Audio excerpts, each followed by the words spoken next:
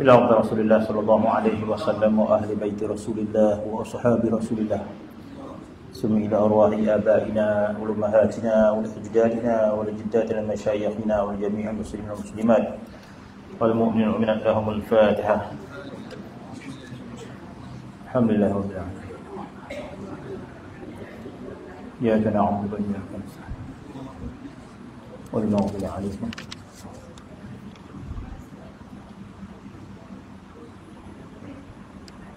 أعوذ بالله من الشيطان الرجيم. بسم الله الرحمن الرحيم. الحمد لله رب العالمين والصلاة والسلام على أشرف الأنبياء المرسلين سيدنا محمد وعلى آله وصحبه أجمعين. رب اشرح لي صدري ويسر أمري واحلل عقدة من لساني يفقهوا قولي. اللهم زدنا علما وفهما وألحقنا بالصالحين. Sambungan kitab syarah bagi matan Jawharatul Tauhid muka surat 31. Qala al-muallif rahimahullah wa nafa'ana min fadlina amin. Fa qudratun bimam bimum ni. Fa qudratun bimumkinin ta'allaqat bila tanahi ma bihi ta'allaqat. Sama-sama kita baca. Fa qudratun bimumkinin ta'allaqat bila tanahi ma bihi ta'allaqat. Itu Bahar Rajas nama dia. Fa qudratun bimumkinin ta'allaqat bila tanahi ma bihi ta'allaqat.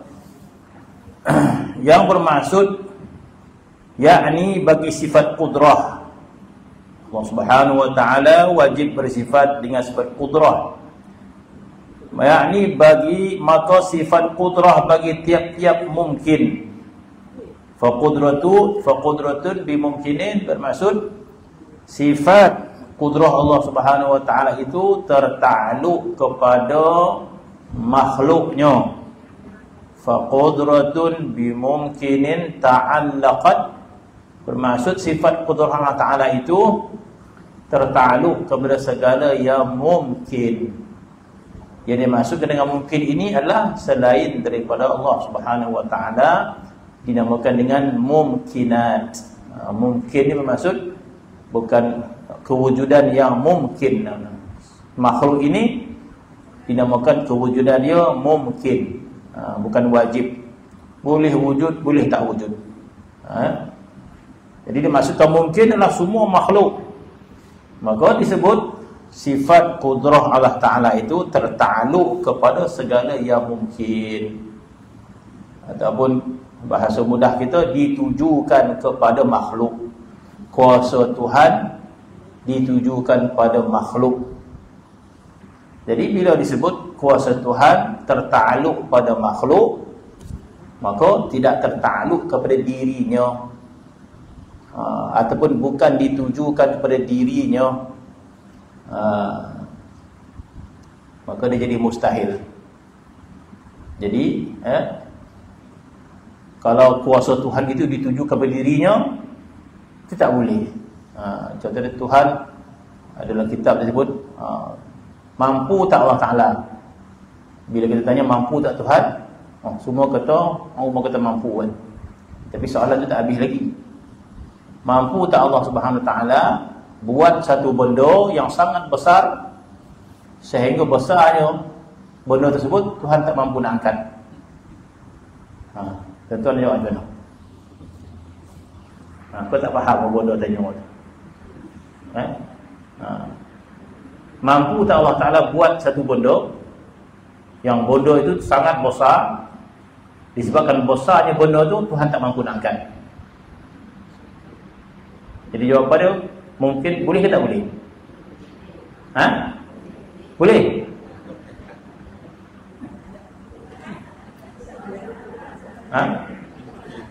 Boleh ke tak boleh? Boleh? Kalau boleh, Tuhan lemah lah. Tuhan tak boleh nak angkat? Macam mana? Soalan tu salah. Soalan tu salah.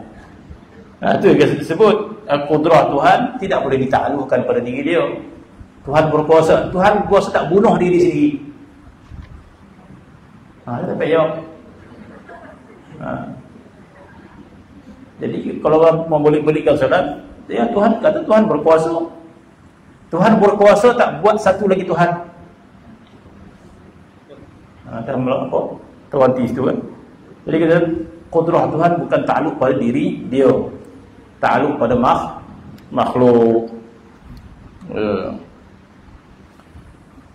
Fa qudratun bimumkinin ta'allaqat. Jadi yakni maka sifat kudrah bagi tiap-tiap mungkin itu ta'alluq dengan tiada kesudahannya barang yang ditakluk oleh sifat kudrah bila tanahi. Kemudian disebut wawahdatun aujib laha wa mislu zi iradatun, yakni dan engkau wajibkan bagi sifat kudrah itu, dan engkau wajibkan bagi sifat kudrah itu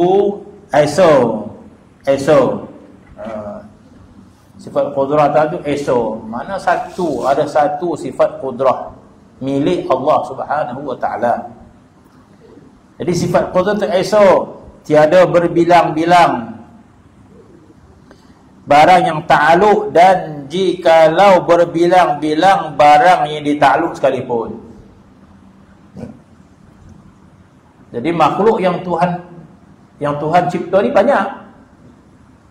Makhluk yang Tuhan cipta ni banyak. Tuhan cipta langit, Tuhan cipta bumi, Tuhan cipta tumbuh-tumbuhan, Tuhan cipta binatang, Tuhan cipta dunia, Tuhan cipta akhirat, Tuhan cipta neraka, Tuhan cipta syurga.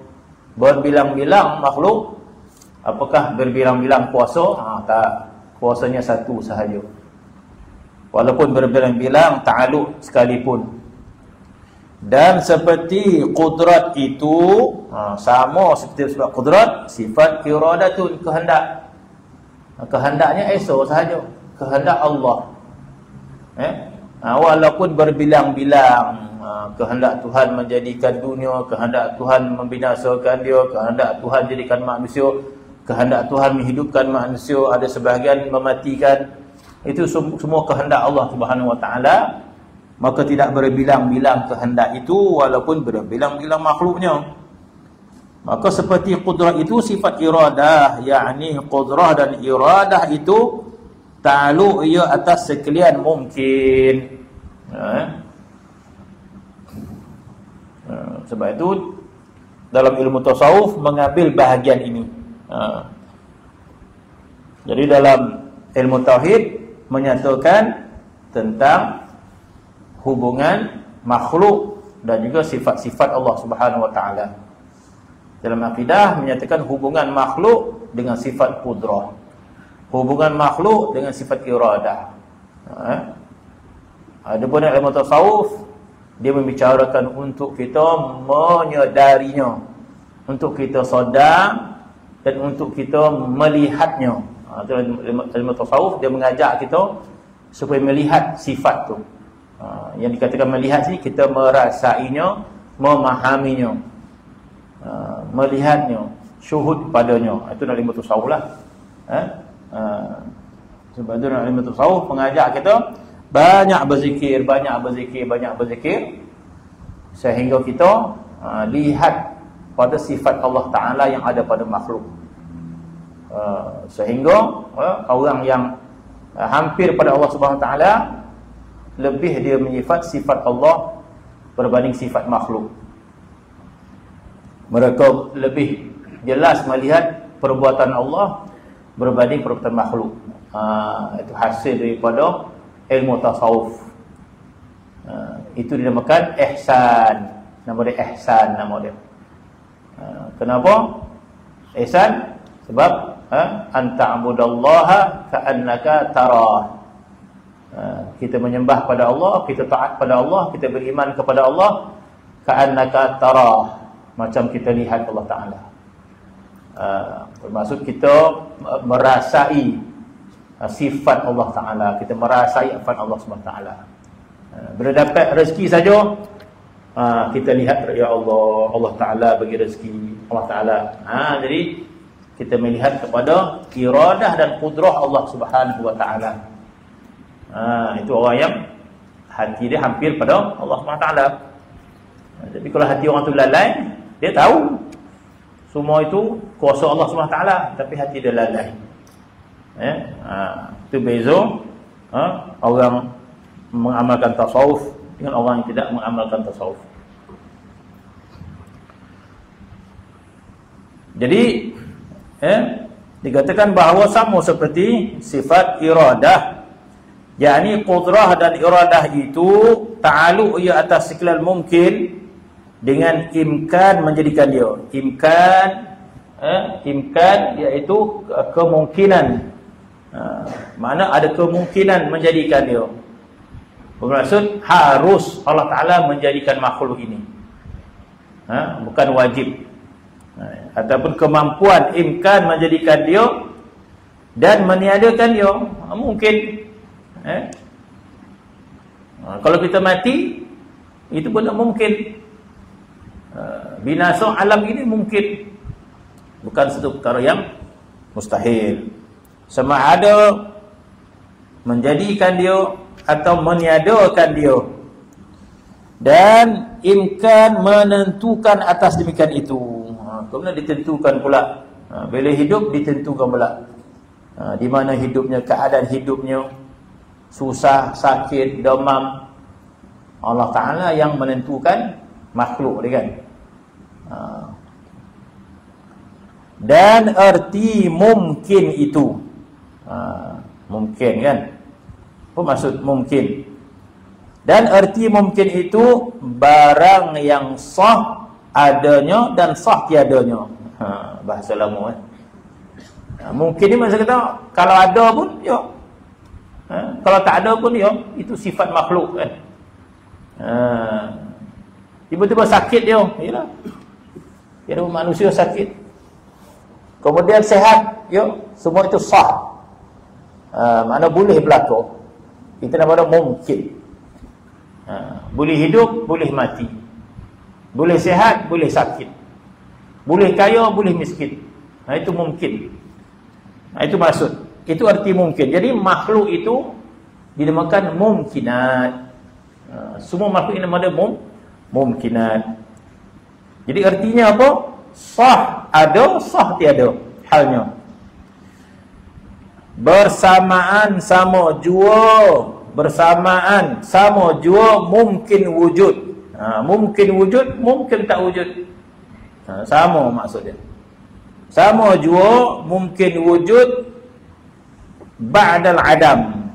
Dia masuk bahasa Arab kan. Sama saja dikata mungkin wujud ba'dal adam. Kita ni boleh wujud selepas kita dahulu tiada. Adam ni tiada. Sebab itu Allah Subhanahu Wa Ta'ala berfirman dalam surah Muluk, Allah Ta'ala mulakan mati dahulu. Allazi khalaqal mauta wal hayat. Dalam surah Muluk Allah Ta'ala sebut itu kan. Tabarakallazi biyadihil mulk wa huwa ala kulli syai'in qadir. Allazi khalaqal mauta wal hayat. Allah Subhanahu Wa Ta'ala yang menjadikan kematian dan juga kehidupan. Jadi yang nama ayat Al-Quran tidak ada yang sia-sia. Yang nama ayat Al-Quran tidak ada sia-sia. Sebagai contoh, Allah Subhanahu Wa Ta'ala bila menyatakan dia menjadikan jin dan manusia, maka Allah Ta'ala sebut kalimah jin dulu. Maka Allah Ta'ala berfirman, وَمَا خَلَقْتُ الْجِنَّ وَالْإِنسِ. Boleh saja Tuhan sebut وَمَا خَلَقْتُ الْإِنسَ وَالْجِنَّ. Sama. Tidaklah aku makan nasi dan mi kecuali 2 pinggan. Terbalikkan pula tak? Boleh. Tidak aku makan mi dan nasi kecuali 2 pinggan. Dua-dua sama makna dia kan. Jadi sarapan tadi kita makan nasi lemak dengan telur buih. Sebenarnya kita nak sebut kita sebut tak kisah nak sebut mana tu. Yang penting Dua-dua tu kita makan. Kita nak sebut pagi tadi saya makan nasi lemak dan telur rebus. Boleh? Pagi tadi saya makan telur rebus dan nasi lemak. Ada beza ke mana dia? Tak ada beza semua. Tapi yang nama Al-Quran semua ada makna. Kenapa Tuhan dulu kemudian Tuhan kemudian kan? Bukan sio-sio. Maka jadilah bila Allah Ta'ala sebut wa ma khalaqtul jinna wal ins, tidak aku jadikan jin dan manusia, di situ isyarat bahawa jin terlebih dahulu dijadikan berbanding manusia. Itu maksud dia. Terbukti dunia ini makhluk jin dulu yang mendiami, bermaksud memang jin yang Tuhan jadikan. Maka Tuhan dulukan Al-Quran dengan kalimah jin. Dalam surah Mulk Allah Ta'ala sebut mati dulu baru hidup. Alladzi khalaqal mauta wal hayat. Sedangkan kita tengok kita mati selepas hidup, kita hidup dulu mati. Jadi sebelum kita hidup jarang orang sebut mati kan. Orang tak sebut, jarang orang sebut sebelum kita hidup ni kita mati. Kita tak sebut. Kita sebut mati selepas kita hidup. Bahasa kita sebelum kita hidup kita tak ada. Kan? Kita tak ada. Sebelum kita hidup kita tak ada. Betul. Kemudian kita dilahirkan. Kemudian baru mati je. Tapi Allah Subhanahu Wa Taala gunakan juga sebelum kita hidup ni kita mati. Maka jadilah Adam itu adalah mati.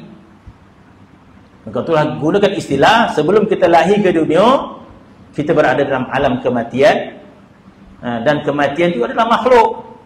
Tuhan jadikan mati itu makhluk. Sebab itu Allah Ta'ala alladzi khalaqal mauta wal hayat. Allah Ta'ala menjadikan kematian dan kehidupan. Jadi makhluk ini disebut mungkin wujud ba'dal adam. Suatu yang mungkin wujud selepas berlakunya adam. Au mungkin adam ba'dal wujud. Ada nama dia mungkin adam ba'dal wujud. Makhluk ini ada makhluk selepas diwujudkan. Semua makhluk yang selepas diwujudkan kita nama dia mungkinul adam, nama dia mungkinul adam. Sebagaimana makhluk ini sebelum diwujud disebut mungkinul adam. Sebelum wujud dia mungkinul adam. Selepas dia wujud juga dinamakan mungkinul adam. Kenapa diistilahkan dengan mungkinul adam? Mungkin dia adam ni binasa lah. Dia bersifat mungkin adam. Yang tidak bersifat dengan mungkinul adam hanya Allah Subhanahu Wa Ta'ala. Allah Subhanahu Wa Ta'ala tidak bersifat mungkinul adam pada kewujudan dia. Sebelum kewujudan dia tidak ada mungkinul adam, dan selepas kewujudan tak ada istilah selepas kewujudan Allah Ta'ala hidup, kewujudan disedia kala. Dan tidak ada istilah bagi Allah mungkinul adam dengan kewujudan dia.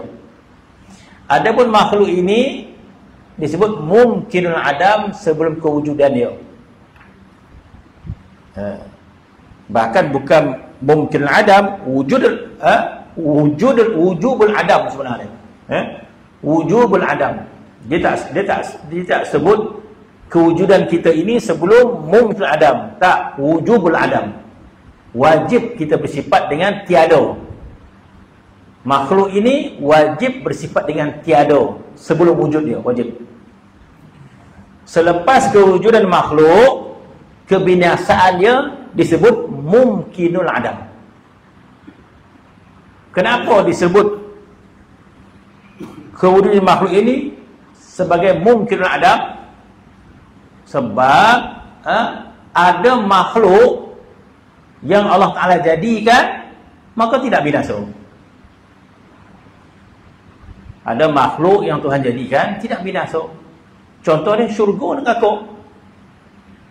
Syurga neraka. Dia baru diwujudkan. Dulu tak ada. Dulu tak ada syurga, tak ada neraka. Dan Tuhan jadikan syurga dan neraka. Dan bila Tuhan jadikan syurga neraka, maka tidak binasa selama-lama dia. Itu yang Allah Ta'ala sebut dalam Al-Quran, khalidina fiha abada. Jadi syurga dan neraka yang Tuhan jadikan ketika berlaku hari kiamat. Hari kiamat alam dibinasa, matahari hancur, bumi hancur. Syurga neraka hancur tak bila kiamat? Macam mana? Tak hancur. Jadi bila lah syurga dan neraka ni hancur? Tak hancur dah. Jadi syurga neraka tak hancur. Bolehkah kita kata syurga ni sama dengan Khalik, sama dengan Tuhan pula yang tidak binasa? Syurga neraka tak binasa, apakah sama? Maka tak sama. Kenapa? Sebab kita namakan syurga dan neraka mungkinul adam, sesuatu yang boleh binasa. Boleh binasa jika dikehendaki oleh Allah. Itu maksudnya. Jadi mungkin juga, walaupun syurga neraka itu kekal, tapi sifat dia mungkinul adam, dia boleh binasa. Cuma Allah Ta'ala tidak menginginkan dia binasa. Bahkan bukan sekadar syurga dan neraka tidak binasa, ada lagi dalam kitab nanti akan sampai bab apakah yang tidak binasa jika berlaku kiamat. Akan datang sampai bab dia. Bukan sekadar syurga neraka tak binasa, jasad para anbiya tidak binasa. Sampai sekarang ni jasad para anbiya tidak binasa. Maka berlaku kiamat pun tidak binasa. Dan juga tulang manusia akan datang sampai matan itu. Tulang manusia yang bernama Ajibuzam. Jadi manusia ni binasa kiamat macam mana sekalipun, bahagian tulang tu masih ada. Ajibuzam, dia tak akan pecah, dia tak akan hancur. Ada bahagian kita yang tak binasa, yang lain semua binasa. Tengkorak habis hancur, daging semua habis hancur, tapi tulang kat punggung Ajibuzam tak hancur. Lama dia. Lagi yang tak hancur, roh. Roh makhluk Allah Ta'ala jadikan dia roh ni. Roh ni berpindah-pindah dan tak hancur roh ni. Bila aku kiamat, roh tetap ada. Dan ada riwayat mengatakan arash juga tak binasa. Jadi ada beberapa bahagian yang disebut tidak binasa selama-lama dia. Tapi apakah sifat dia baqa? Tidak. Maka disebut makhluk yang tidak binasa ini sifat dia mungkinul adam. Bukan wajibul wujud dah. Bukan wajibul wujud. Dia bersifat mungkinul adam, itu nama dia. Itu sebab kita sebut mungkinul adam. Walaupun dia tidak binasa, maka disebut sama jua mungkin wujud ba'd adam au mungkin adam ba'dal wujud. Dia boleh binasa selepas diwujud. Au mungkin sayujadu. Mungkin dia wujud. Apa maksud mungkin? Mungkin sayujad. Contoh dia orang belum berkahwin. Agak-agak nanti ada tak cucu.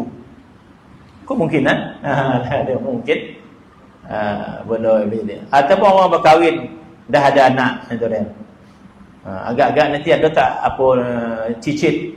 Mungkin ada, mungkin akan ada. Kemungkinan mungkin sayujad. Au mungkin ilmu Allah, mungkin dalam ilmu Allah. Mungkin ilmu Allah annahu la yujad. Dalam ilmu Allah dia tidak wujud. Mungkin juga tidak wujud. Contohnya cicit. Agak-agak ada cicit tak akan datang? Mungkin tak ada. Mungkin ada, mungkin tak ada.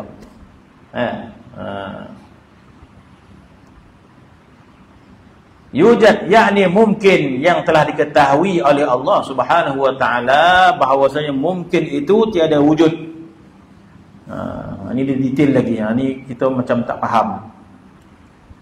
Mungkin itu tiada wujud dalam kharij. Itu payah, tapi tak perlu mana kita nak faham mesti gini kan. Dia sebut istilah. Tiada wujud dalam kharij seperti apa maksud tiada wujud? Tiada wujud dalam, dah dalam pula. Kharij ni luar. Luar ni luar otak mungkin, luar pemikiran. Seperti masuk Abu Lahab dalam syurga. Kita sebut.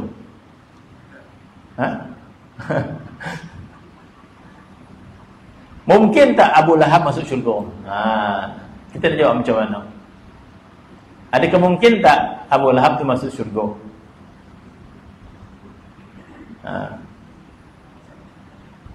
Nak dibicarakan pada. Sebab tu dia kata, mungkin itu tiada wujud dalam kharij. Dia mungkin tapi tak wujud. Benda tu mungkin tapi tak wujud. Ada tak? Mungkin dia tak wujud tu seperti matinya orang dalam syurga.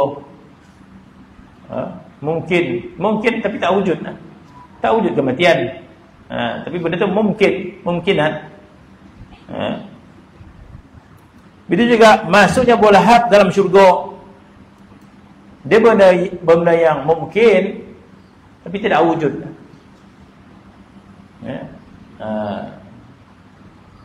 Sebab Allah Subhanahu Wa Taala dah sebut dalam Al-Quran, orang musyrik tak akan dapat keampunan, tak akan masuk syurga. Dan masuknya para sahabat dalam neraka. Kita nak jawab macam mana? Mungkin tapi tak wujudlah. Mungkin. Sebab tu dalam kitab tauhid yang lain dia sebut bila Allah Subhanahu Wa Taala, nanti kita akan sampai sifat harus Allah Taala. Kita belajar sifat wajib, kita belajar sifat mustahil bagi Allah Subhanahu Wa Taala. Ada lagi sifat Allah Taala pada harus. Mana boleh Tuhan buat, boleh Tuhan tak buat. Yang pada harus. Jadi harus nanti panjanglah perbicaraannya.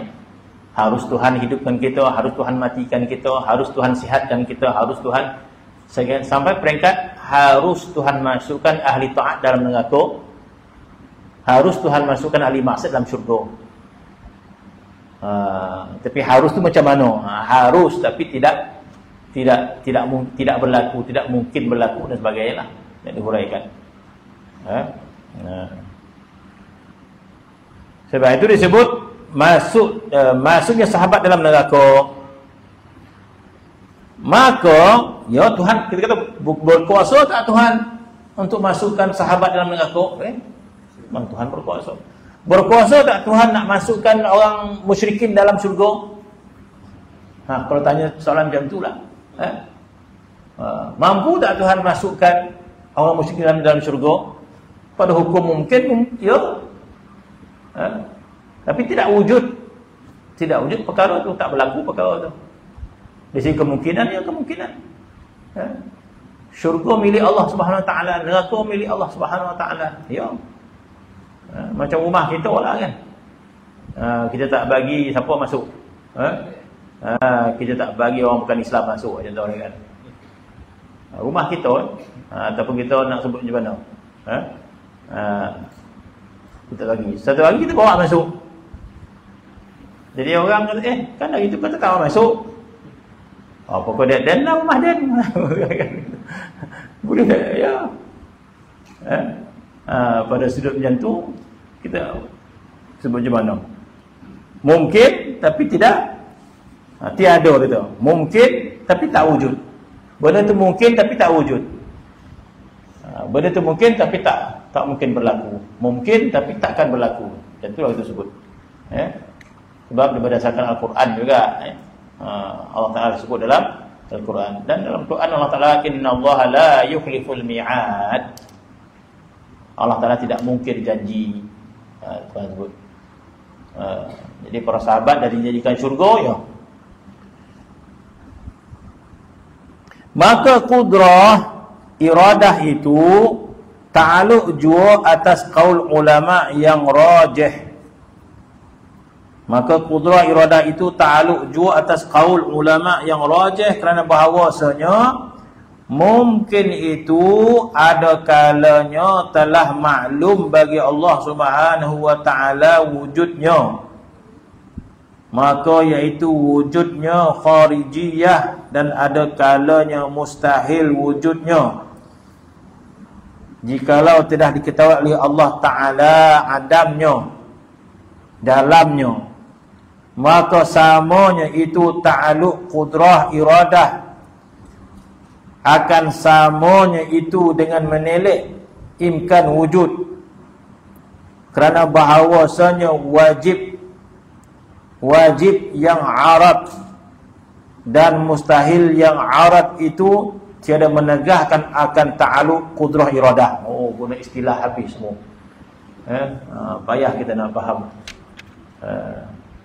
Payah nak faham, apalagi nak memahamkan. Kan? Tak apa, kita tinggal bab tu. Sangat sukar nak faham istilah yang disebut ni. Dan keluar daripada kata mungkin, kita macam ni. Mungkin. Dan keluar daripada kata mungkin dua perkara. Ini tak apa. Dan keluar mungkin daripada matan tadi tersebut faqudratun bimumkinin ta'allaqan. Maka sifat qudrah Allah Ta'ala itu dengan segala yang mungkin, itulah ta'aluknya. Ta'aluk qudrah Tuhan pada makhluk dia. Okey. Jadi bila disebut bahawa qudrah Tuhan itu tertakluk kepada perkara yang mungkin, maka keluarlah daripada kata mungkin itu dua perkara. Tadi kita sebut mungkin itu apa? Mungkin itu seluruh makhluk ini adalah mungkin. Maka terkeluar dua perkara. Apa dia? Yang pertama, wujud yang wajib. Wujud yang wajib siapa? Hanya Allah Subhanahu wa ta'ala dinamakan wajibul wujud. Selain daripada Allah, semua dia mungkinul wujud. Maka kuasa Tuhan itu tertakluk kepada perkara yang mungkin, benda yang mungkin. Maka terkeluarlah mungkin itu wujudu yang wajib, dan iaitu kewujudan zat Allah Subhanahu wa ta'ala. Dan juga sifatnya. Maka ta'aluk qudrah iradah, maka ta'aluk qudrah iradah akan keduanya. Yang kedua, mustahil seperti syarik bagi Allah. Sekutu bagi Allah itu mustahil. Bermaksud sekutu bagi Allah adanya Tuhan yang lain. Adanya Tuhan selain daripada Allah itu mustahil. Wujudnya sekutu bagi Allah mustahil. Yang mustahil seperti syarik bagi Allah Ta'ala. Maka tiada ta'aluk qudrah iradah akan barang yang mustahil itu. Jadi apa yang kita sebut tadi? Mampu tak Tuhan jadikan Tuhan yang satu lagi? Kita letakkan qudrah Tuhan itu pada itu. Jadi kalau Tuhan berkehendak menjadikan Tuhan satu lagi, mampu ke tidak?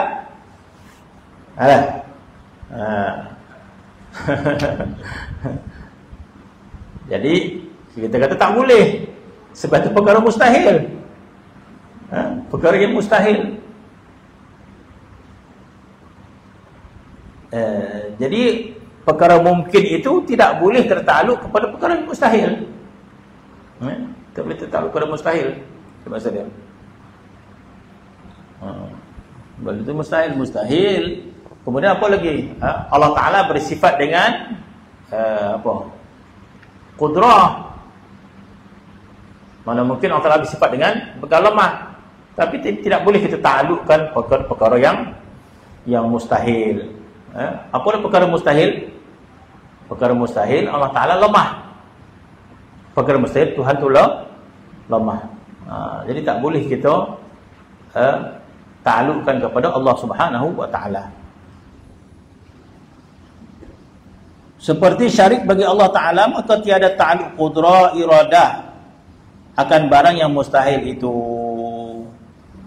Masuk jisim yang besar, mustahil itu. Masuk jisim yang besar dalam lubang. Begitu juga jisim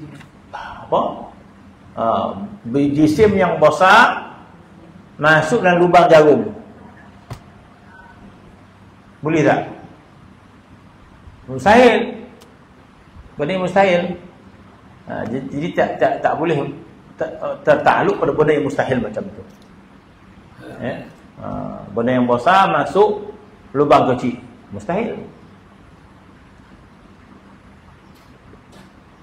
Saya bagi contoh. Di antara nombor 1, nombor 2, mana lebih besar? Besar nombor 2. Boleh tak nombor 1 lebih besar daripada nombor 2? Boleh lah, tulis nombor 1 besar-besar. Sebelah tu nombor 2 kecil-kecil. Apa kan itu maksud dia? Qadar 5 biji limau dengan 10 biji limau, mana lebih banyak? 10 lebih banyak. Boleh tak kita jadikan 5 biji limau lebih banyak pada 10? Boleh tak? Tak boleh. Tuhan boleh buat tak? Ini benda yang mustahil. Benda yang mustahil. Mana ada bilangan 5 lebih besar pada bilangan 10? Mustahil. Dia tak boleh tertakluk kepada benda yang mustahil. Sebab itu Allah Subhanahu wa Ta'ala dia gunakan satu benda yang mustahil, seperti unta masuk dalam lubang jarum kan. Hatta yalijul jamalu fi sammil khiyam. Ayat itu tentang apa saya lupa dah. Jadi mungkin ayat itu tentang berjayanya orang musyrikin di akhirat. Boleh tak mereka berjaya? Mungkin itu Allah. Tapi Allah Ta'ala kata tak mungkin, sehingga boleh berlaku unta masuk lubang jarum. Hatta yalul jamalu fi sammil khiyat. Dia tak akan berlaku kecuali unta masuk lubang jarum. Bolehkah unta masuk lubang jarum? Mustahil. Jadi mustahil nak menceritakan orang musyrikin diampunkan dosa dia. Jadi itu perkara. Jadi qudrah itu tidak boleh tertakluk kepada benda yang mustahil. Seperti masuk jisim yang besar dalam lubang yang sempit, seperti masuk bumi dalam lubang jarum. Macam mana? Kecuali bumi itu dikocik-kocik kan, lubang jarum itu dibesar-besar kan. Itu bukan lubang jarum, nama orang lah kan. Itu bolehlah, jarum tu dibesarkan, bumi tu dikocikkan. Tapi kalau keadaan besar masuk lubang kecil, mustahil. Serta kekal keduanya dan barang sebagainya, maka iaitu mustahil pada akal kita. Ada sini, ada dalam dia. Allah Ta'ala menceritakan orang musyrikin.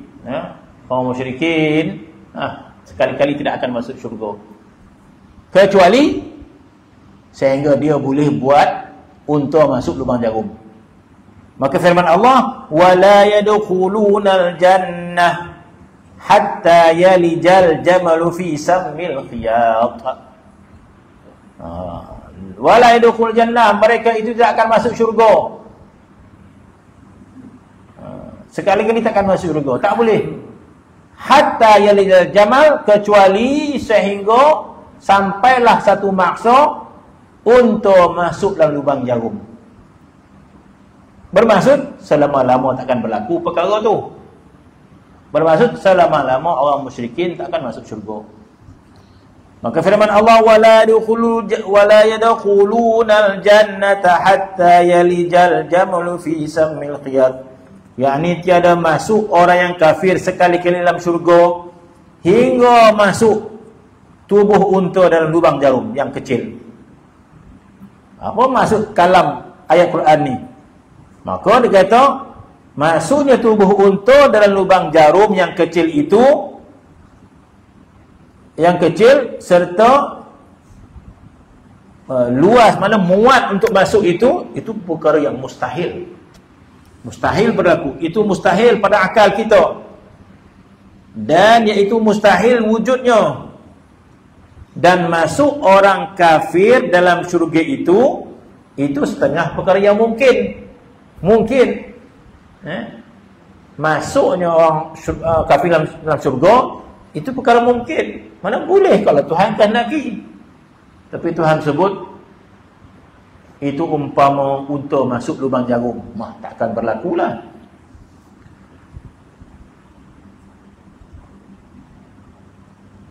Masuknya orang kafir dalam syurga itu setengah mungkin ilmu Allah. Dalam ilmu Allah mungkin.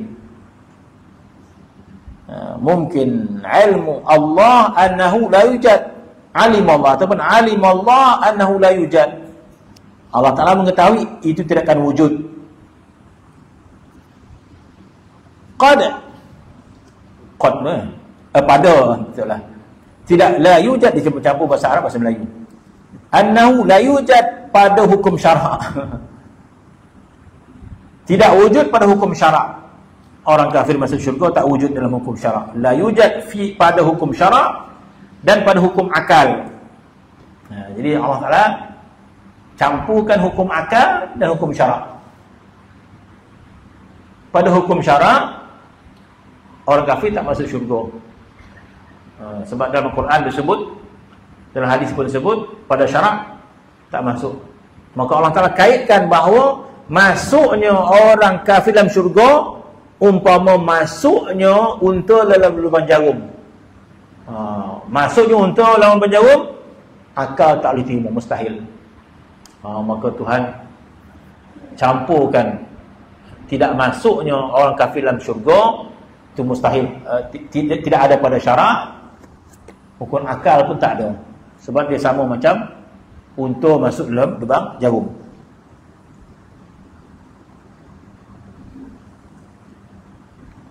Pada hukum syarak dan pada hukum akal itu setengah mustahil habis. Dah wujud pada hukum syarak dan hukum akal itu. Setengah daripada mustahil aradi. Mustahil aradi, mustahil mendatang. Aradi ni yang mendatang. Mustahil yang sifatnya mendatang. Apa dikatakan mustahil aradi? Dan setengah daripada mustahil aradi, maka telah tersebut bahawa mustahil yang aradi, yang mendatang. Mustahil yang aradi itu tiada menegahkan ta'aluk qudrah dan iradah atas demikian itu pada hukum akal. Maka engkau fikirlah perkataan ini supaya jangan jatuh kamu, bukan kami, kepada akidah yang sesat. Dia tak ceritakan terpancang secara mustahil aradi, mustahil yang mendatang. Cuma mustahil yang mendatang. Jadi kita ada mustahil, kita ada mustahil pada syarak, ada mustahil pada akal. Jadi qudrah tidak tertakluk pada situ. Tidak tertakluk pada situ. Kemudian ada lagi nama mustahil yang mendatang. Dia tak terperincikan. Maka itu qudrah boleh masuk ke situ, dia kata. Qudrah boleh masuk, iradah boleh masuk, tapi dia tak perincikan. Nanti kita ingat balik apa dimasukkan mustahil yang aradi. Dan kata setengah orang Mu'tazilah bahwasanya qudrah iradah itu ta'aluk ia kepada muhal ataupun mustahil. Jadi Mu'tazilah kata bagi mereka kudrah iradah Tuhan, benda yang mustahil pun dia masuk sama. Dia boleh. Jadi tak ada mustahil bagi kudrah dan iradah Allah Ta'ala. Itu yang dipaham oleh golongan Mu'tazilah. Jadi walaupun Mu'tazilah ini pandangannya banyak berbeza dengan Ahli Sunnah wal Jamaah, tapi tak semua pandangan itu salah yang melampau lah. Kena tengok satu persatu benda yang dia bersalahan tu. Ada yang pahaman dia memang salah sungguh-sungguh. Ada pahaman yang bersalahan tapi tak begitu ketara. Maka di antaranya setengah orang Mu'tazilah itu mereka berpegang bahawa kudrah iradah itu boleh tertakluk kepada perkara yang mustahil. Kepada yang muhal, yang muhal bagi Allah, yang mustahil bagi Allah. Seperti Syarikul Bari. Syarikul Bari. Bahaya. Ini satu pendapat yang salah. Jadi mustahil Allah Ta'ala ada Tuhan yang sama dengan dia. Itu mustahil. Tapi bagi Mu'tazilah, kalau Tuhan mengkehendaki boleh. Sedangkan mustahil. Bagi mereka, tak ada mustahil bagi Allah SWT. Sebagai contoh, mustahil bagi Allah Ta'ala ada anak. Mustahil. Bagi Allah ada anak. Allah Ta'ala esok. Mustahil. Tapi bagi Mu'tazilah, dia beranggapan kalau Tuhan mengkehendaki dia boleh buat. Itu pegang Mu'tazilah. Bagi Ahli Sunnah wal Jamaah kita kata kudrah Tuhan tidak boleh tertakluk pada benda yang mustahil. Mustahil Allah Ta'ala ada isteri. Mustahil. Tapi bagi Mu'tazilah, kalau Tuhan nak dia boleh buat. Ahli Sunnah wal Jamaah kata itu benda yang mustahil, kudrah Tuhan tidak tertakluk pada benda yang mustahil.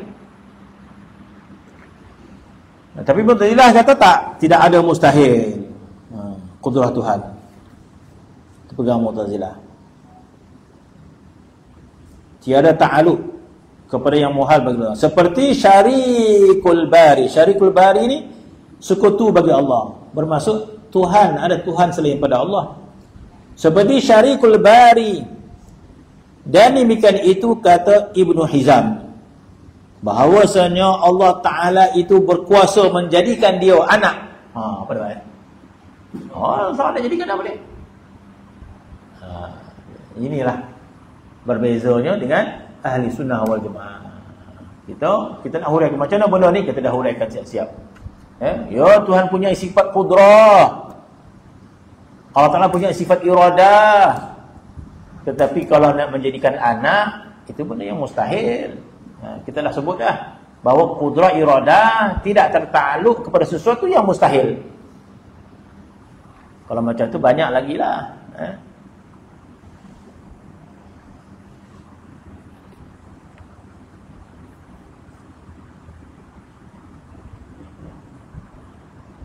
Seperti katanya bahawasanya Allah Ta'ala itu berkuasa menjadikan anak. Dia boleh. Kalau Tuhan nak jadikan anak, dia boleh jadikan anak.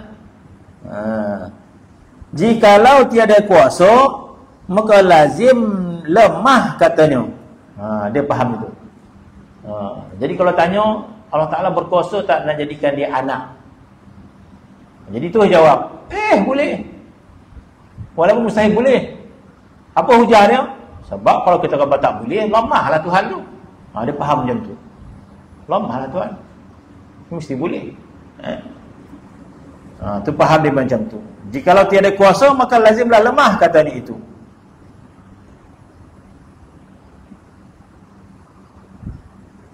Lazimlah lemah katanya itu. Amat sesat. Kerana bahawasanya muhal itu tiada menerima ta'aluk. Jadi bagi kita benda yang mustahil tidak boleh menerima ta'aluk kepada sifat kudrah, iradah Tuhan. Tidak boleh ditujukan kepada yang mustahil. Mampu tak Tuhan jadikan bilangan 5 lebih besar daripada bilangan 10? Benda mustahil. Jadi kita tak boleh takluk ke situ, tak boleh. Tapi Mu'tazilah kata tak, semua boleh. Tiada menerima takluk qudrah. Bahawasanya muhal ni mustahil. Bahawanya perkara mustahil tidak menerima takluk qudrah, tidak menerima takluk iradah. Maka betapa menjadi lemah. Kita jawab dia macam mana nak jadi lemah pula? Sebab tak boleh kita nak letak tu. Tak boleh kita nak sifat benda tu, tak boleh. Mustahil. Mustahil adanya dua Tuhan. Mustahil adanya dua Tuhan. Jadi tak boleh kita kata, oh tak mampulah Tuhan nak jadikan Tuhan seorang lagi. Tak boleh. Sebab benda tu mustahil. Jadi banyak lagi. Boleh tak Tuhan jadikan dia seorang manusia? Polik-polik orang boleh fikir. Kalau tak boleh, lemahlah. Jadi benda tu mustahil. Jadi kita kata tidak boleh tertakluk kepada perkara yang mustahil. Syahdan, kata setengah ulama bahawasanya tiap-tiap sifat yang ta'aluk kepada barang sesuatu. Jadi sifat kata setengah ulama bahawa tiap-tiap sifat Allah Subhanahu wa taala yang tertakluk kepada sesuatu. Jadi ada yang sifat Allah taala tidak tertakluk kepada makhluk. Sifat Allah tertakluk kepada dirinya sendiri. Seperti sifat hayat. Allah taala bersifat dengan hayat. Jadi sifat hidup Allah taala itu tertakluk pada dirinya. Bermaksud sifat hayat itu menceritakan tentang dirinya. Dia tak cerita tentang yang lain. Tapi bila kita sebut tentang Allah Ta'ala berkuasa, kudrah, itu berkaitan dengan makhluk. Itu maksudnya. Jadi kata setengah ulama, tiap-tiap sifat yang ta'aluk pada sesuatu, seperti mendengar, seperti ada yang sifat Allah Ta'ala tertakluk kepada makhluk, tertakluk kepada zat dia. Ada yang tertakluk kepada makhluk sahaja. Tiap-tiap sifat yang ta'aluk kepada barang sesuatu, contoh dia dengan ijad, menjadikan alam, menjadikan makhluk. Jadi kuasa Tuhan menjadikan alam, kuasa Tuhan menjadikan langit, kuasa Tuhan menjadikan bumi. Satu dengan ijad dan i'dam, kuasa Tuhan untuk menghilangkannya, Tuhan membinasakannya, Tuhan mematikannya. Dan i'dam, maka iaitu khusus ta'aluk kepada sekalian yang mungkin, tertakluk pada semua yang mungkinat, sekalian mungkin, dan tiada ta'aluk ia kepada wajib. Itu tidak tertakluk kepada yang wajib. Wajib siapa? Zat Allah Subhanahu wa taala. Jadi kudrah Tuhan itu mewujudkan, mematikan, itu semua kepada makhluk, bukan ditujukan kepada diri dia. Jadi tak boleh kita gunakan istilah, boleh tak Tuhan sakitkan diri dia? Yang namanya sakit mustahil. Mampu tak Tuhan jadikan diri dia lalap? Kalau Mu'tazilah kata mampu, kata dia. Boleh tak Tuhan jadikan dia nak tidur sekejap? Bentar je lah. Jadi kita kata tidurnya Tuhan itu mustahil, mengantuk pun mustahil. La ta'khudhuhu sinatun wa la naum. Allah Ta'ala menyatakan la ta'khudhuhu sinatun wa la naum. Allah Ta'ala mengantuk pun tidak, tidur pun tidak. Tiba-tiba kita tanya, boleh tak Tuhan jadikan diri dia mengantuk dan lalap sekejap? Kalau orang tak fikir banyak, Allah Ta'ala dia boleh buat apa saja. Tak macam tu. Tengok juga benda tu mustahil ke tidak. Kalau mustahil, tidak tertakluk ke situ. Jadi tidak tertakluk kepada dirinya. Sifat qudrah itu ditujukan pada makhluk. Pada makhluk ya. Tuhan boleh buat apa saja pada makhluk dia. Maka kata setengah ulama bahawasanya tiap-tiap sifat yang ta'aluk kepada barang sesuatu dengan ijad dan i'dam, maka itu khusus ta'aluk kepada sekalian mungkin, yakni makhluk, dan tiada ta'aluk ia kepada wajib, yakni dirinya, zatnya, dan mustahil, tidak boleh tertakluk kepada benda yang mustahil. Mustahil pada dirinya dan juga benda yang mustahil pada hukum akal. Mustahil pada hukum akal yang inilah. Allah Ta'ala menyebut dalam Quran bagaimana mustahilnya unta masuk dalam lubang jarum.